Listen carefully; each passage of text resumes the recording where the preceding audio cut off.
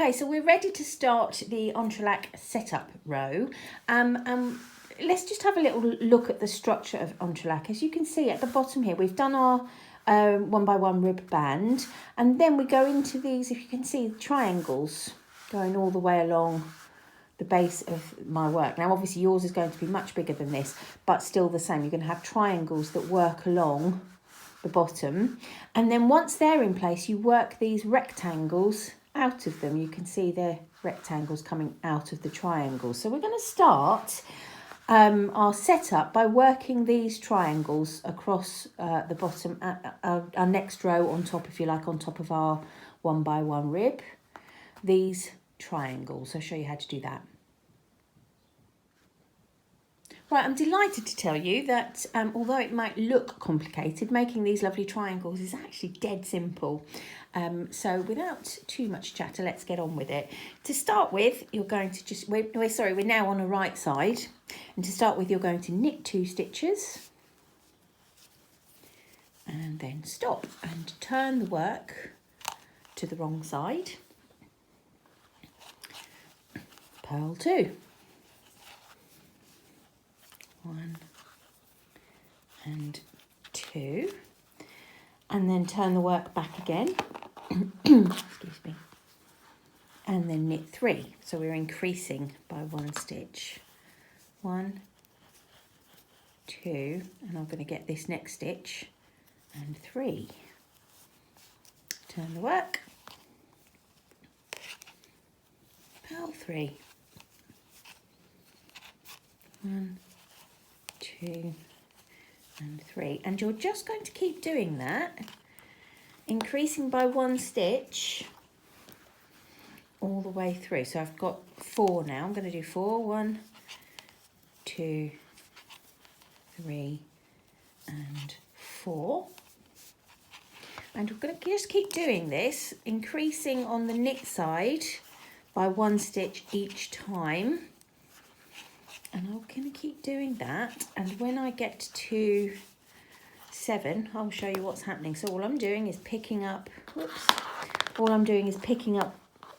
or picking the next stitch up each time I work onto the right side. So I've got 1, 2, 3, and it's dead easy to see because look, there's a great big gap. So I can easily tell what I've got to pick up next. So I'm on 5 here. Okay. This is number 7. So 3, 4, 5. See the big gap? 6 and 7.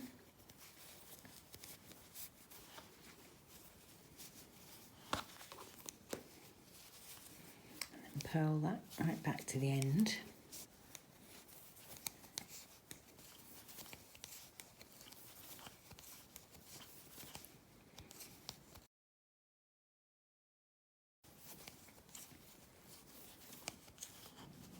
Okay, and for the last time now, I'm going to knit and increase by 1. So I'm going to knit 8 in total. And 2, 3, 4, 5, 6, 7.